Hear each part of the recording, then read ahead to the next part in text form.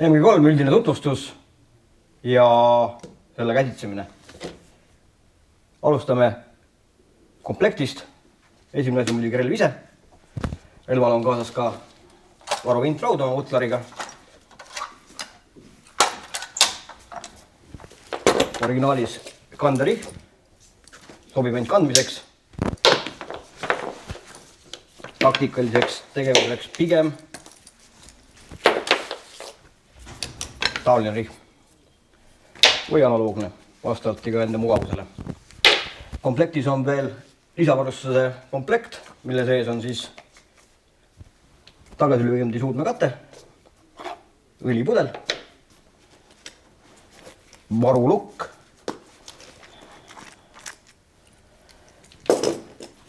ning kuumakindel kinnas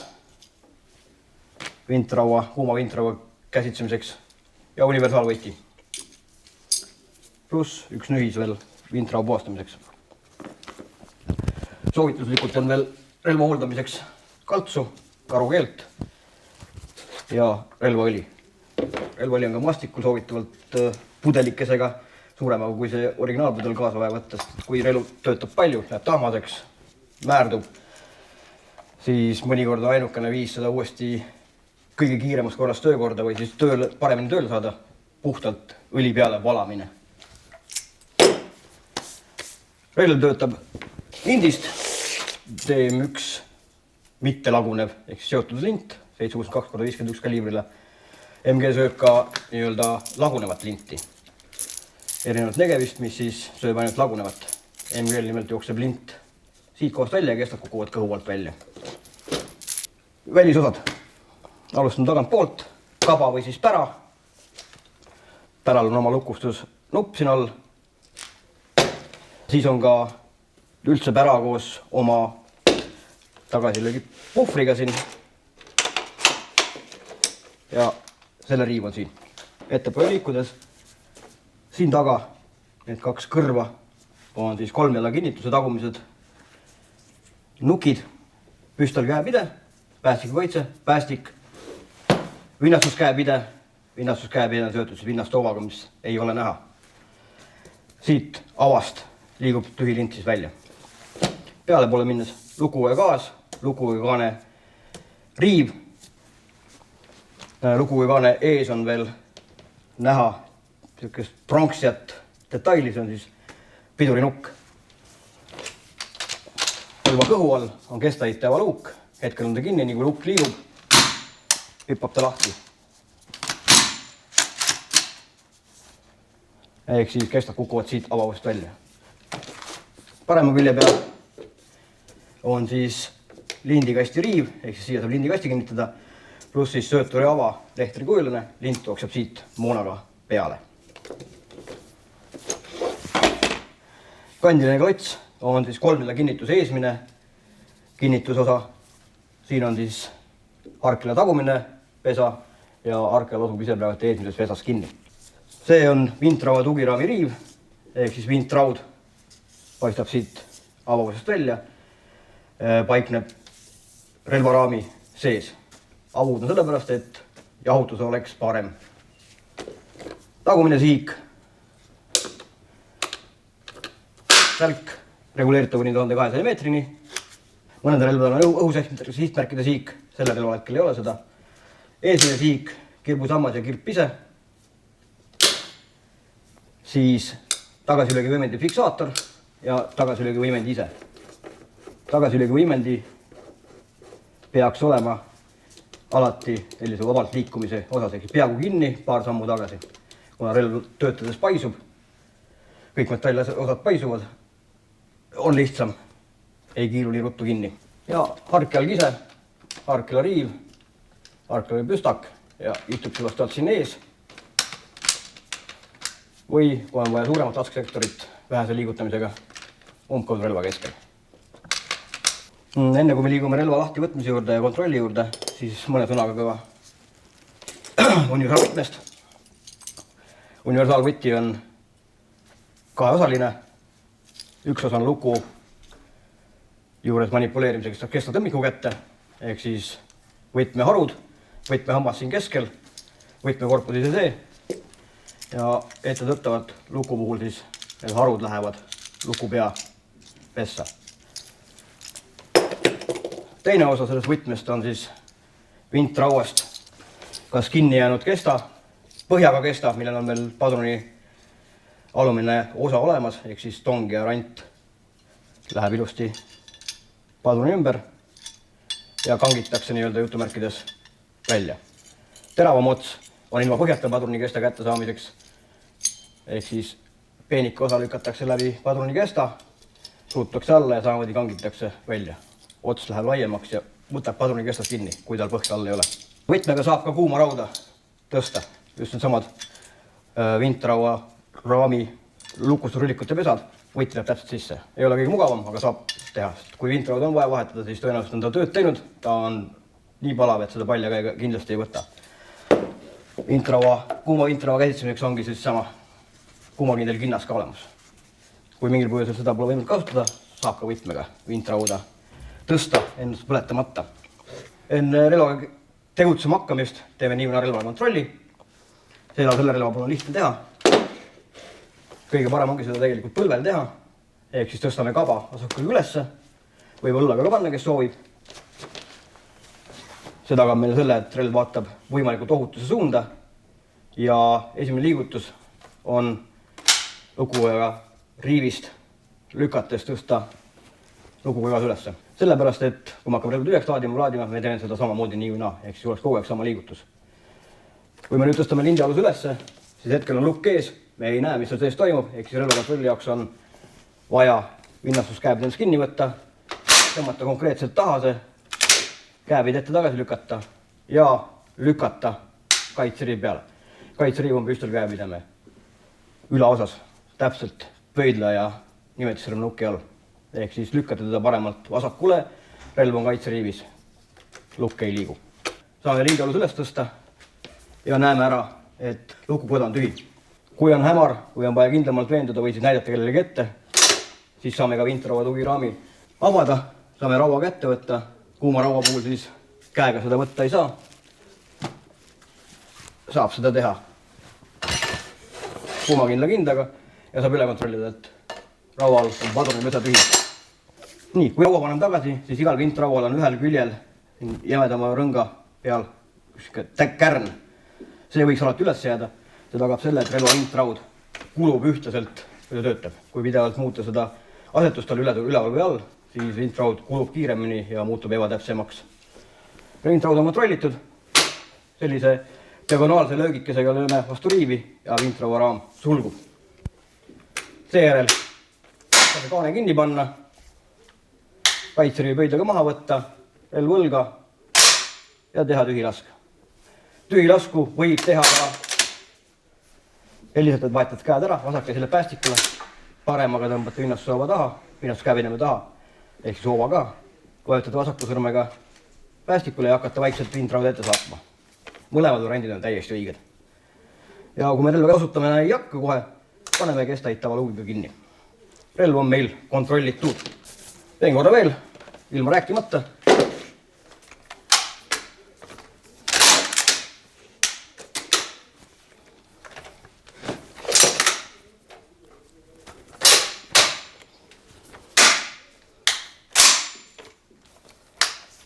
Relva osadeks võtmine.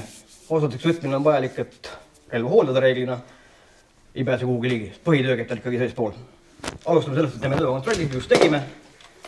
Teen uuesti. On korras, näen siit ära, et padrunipesa on puhas.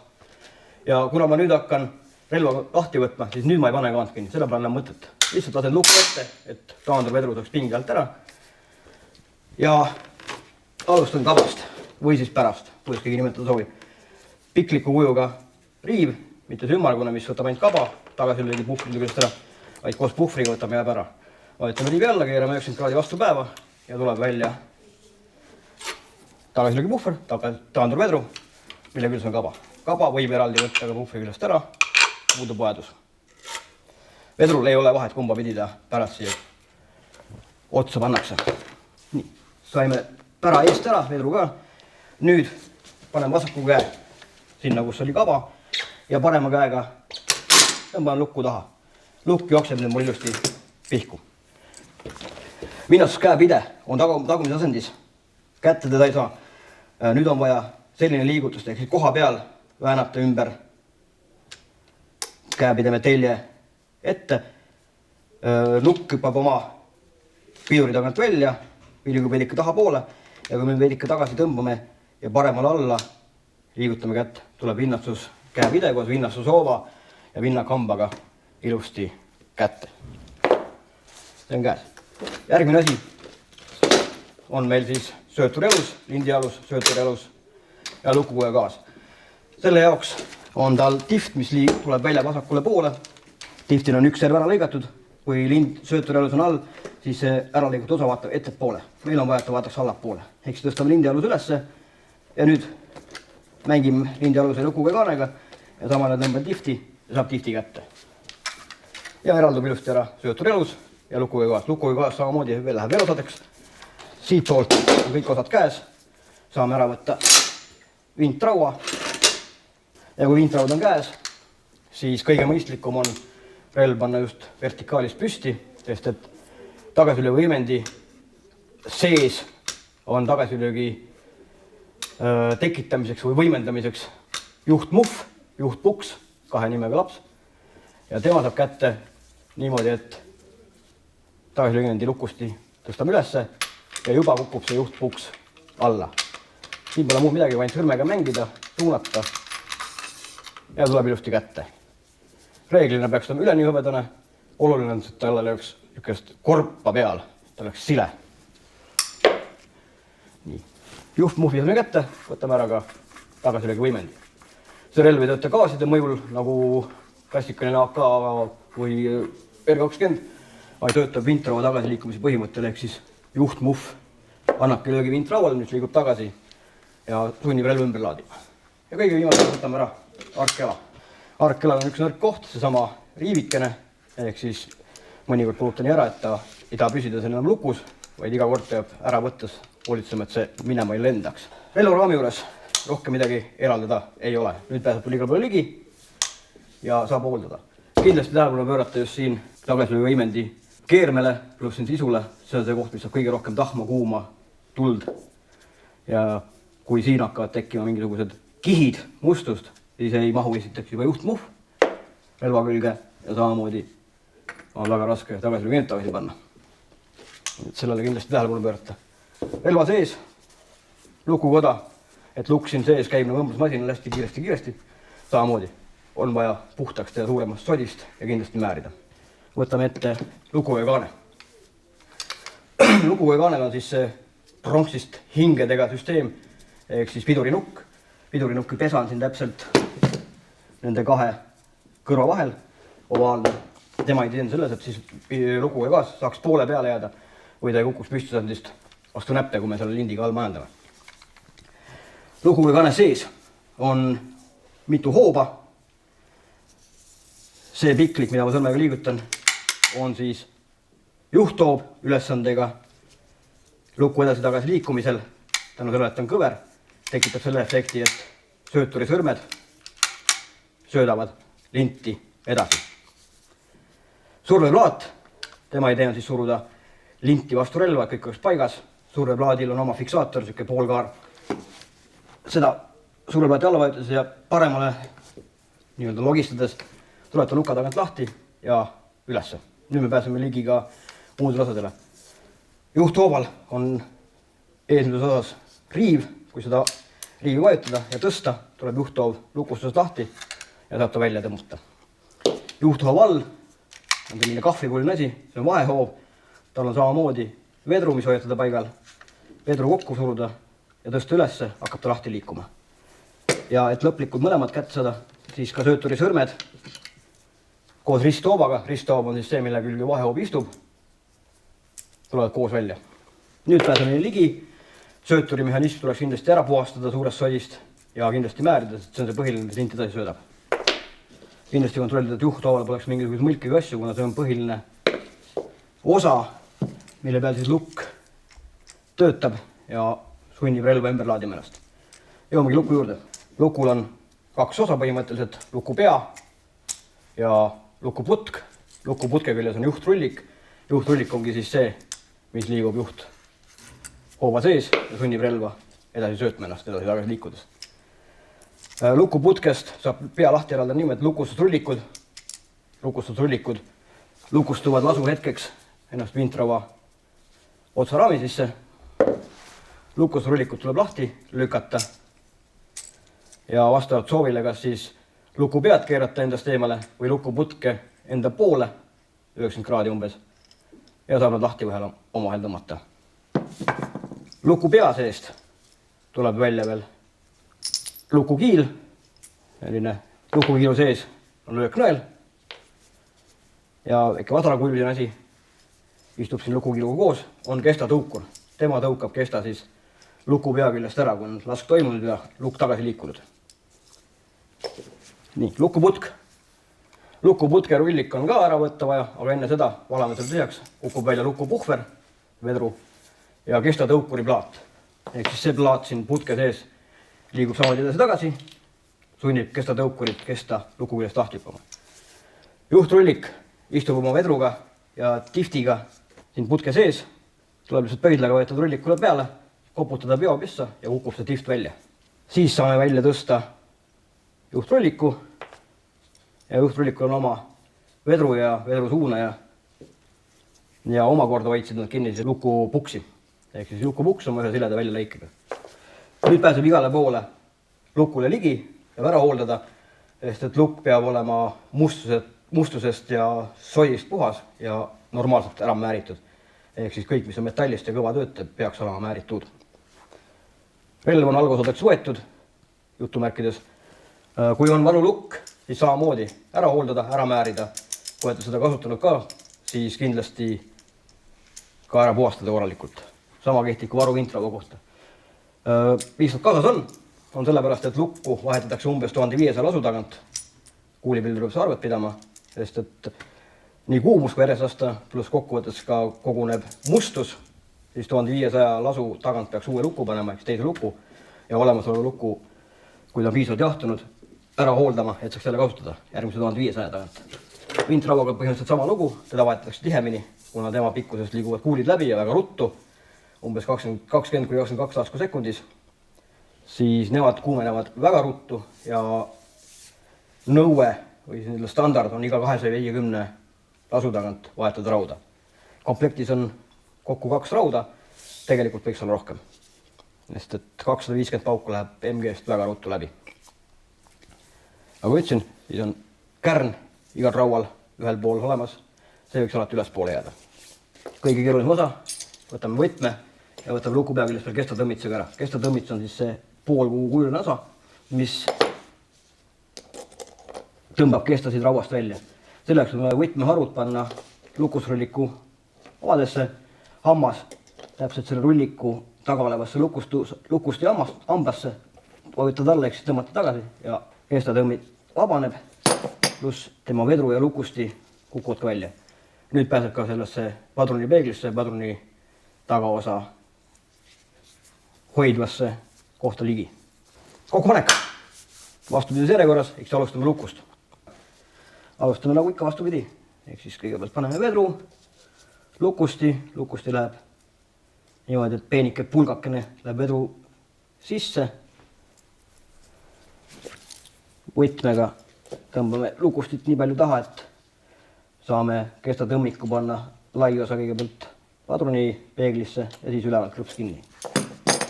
Korras.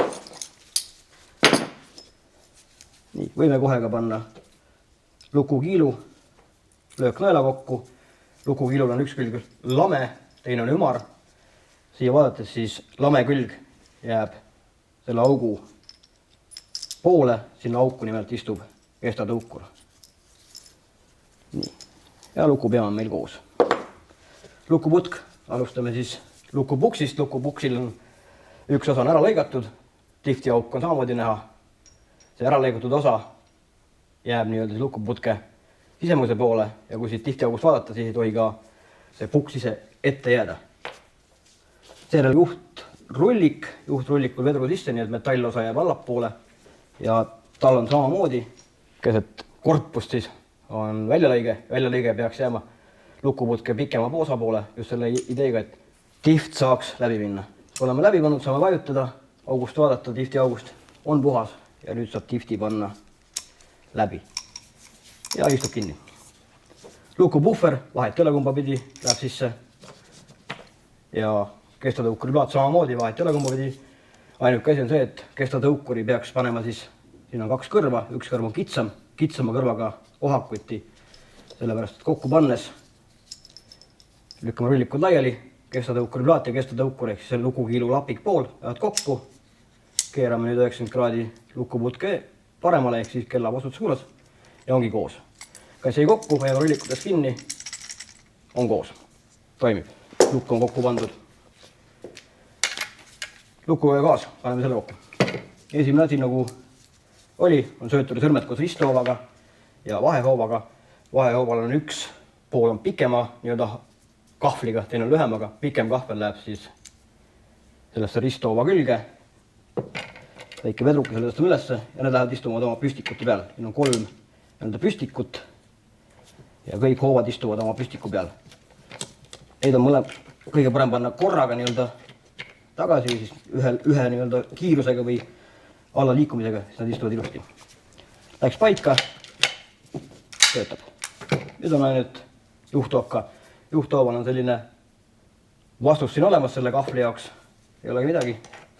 Kahvlisse ja nüüd pole muud kui siia otsmise püstiku peale, vaid on riivi alla ja istub paigas. Kõige viimasena liigutame siis surveplaadi jälle tagasi. Vajutame alla ja nüüd seekord siis teisele poole vaja mängida. Kokkuvõttes on lukuga gaas koos. Liigub, mitte mingi probleemi ei ole. Nii, veel kokku. Alustame vastumise järjekorras, ehk siis kui lõpetasime varkjalaga, varkjala esimesena, see aitab meil kõiki muid asju kokku panna. Kõige mugav on kasutada ära gravitatsiooni. Juhtpuksil, juhtmuffil on ka tükka väljalõige ja väljalõige jääb siis vintraua raami ehk siis parema pool külje peal. Läheb sisse, paika ja nüüd tõstan lukusti ülesse ja sõrmega mängin ümber puksi telje. Hop, kukub välja. Kuna kui ma nüüd relva tõstan püsti, uuesti riivi ära võtan, et tagasi vööndi panna, siis kavalam on panna kõigepealt vintraud. Täpp ülesse, vintraud hoiab juhtpuksi nüüd paigal. Võin rahulikult seda riivi lukustit üles tõsta. Tagasi oligi võimendi, keeran selle kinni ära.